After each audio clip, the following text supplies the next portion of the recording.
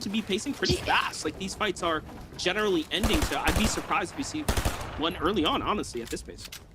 Yeah, it's just one of those give and takes. You know, you see as the tournament gets on, teams are more willing to take the risk, get aggressive, go for eliminations because they know where they stand at the leaderboard.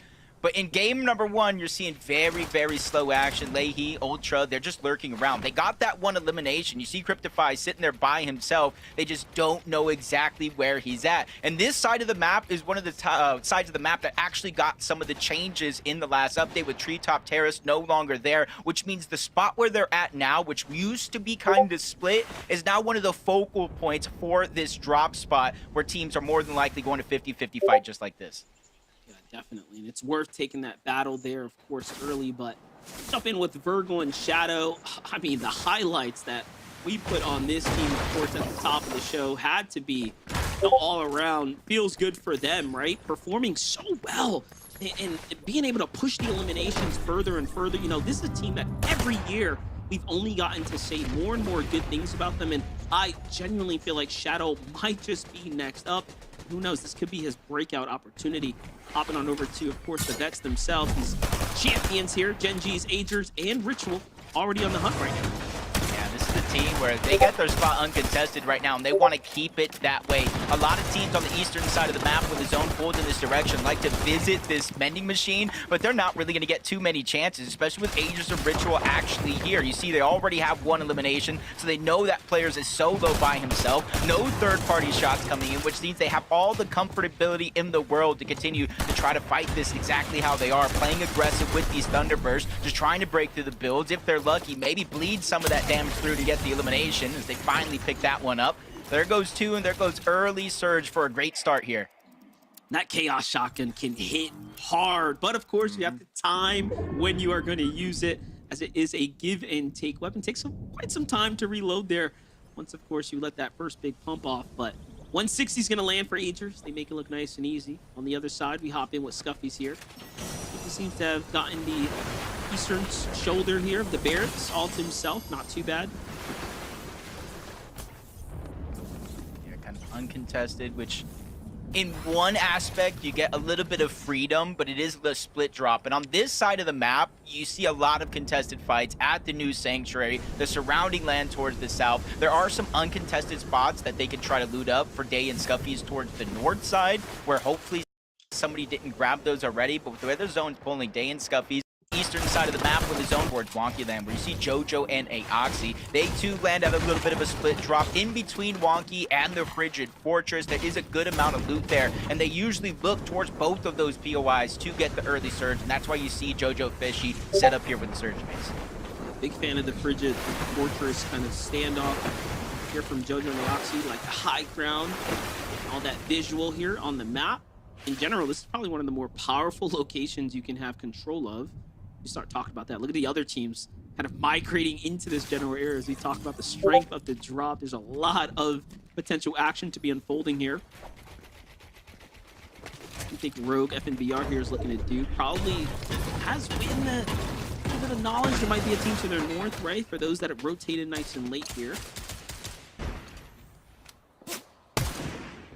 Which is going to be tough for Rogue and Spear here. You kind of got their strategy set out for a lot of people that are in this position, not just them, but other teams as well.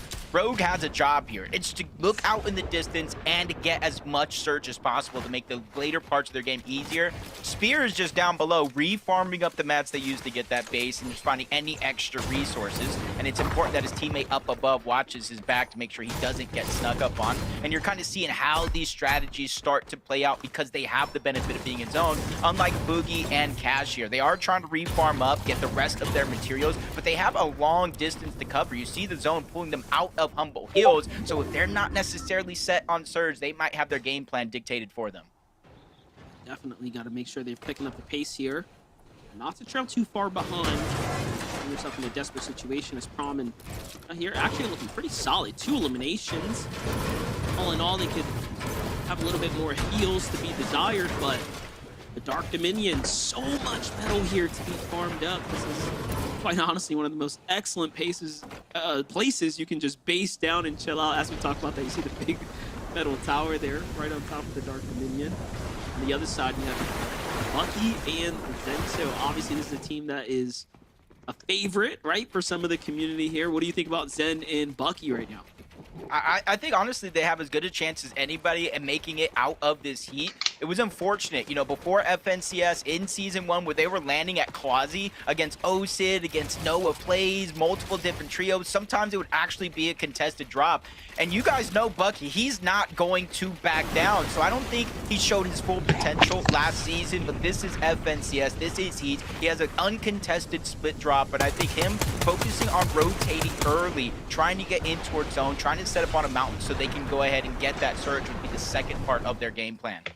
Did find that stat to be interesting as well. They're just looking at best 16 at this point. So we'll see if they can pull it together, how much improvement they've been able to make over the week. Visuals and Braids, though, this is a team that I start to see their names, and I'm really, you know, it's calling to me. Veterans at this point now, right? They've been around the block for so long, and they've been in these settings. They've won games under FNCS pressure, finals pressure, right? So for Heats, I think this is a shoe-in team right here, and of course, anyone that's going to be in their line of sights is going to be in big trouble right now. So we'll see if Press and Crew rotating from the north sides to be okay, and we'll tune back in with them in a second.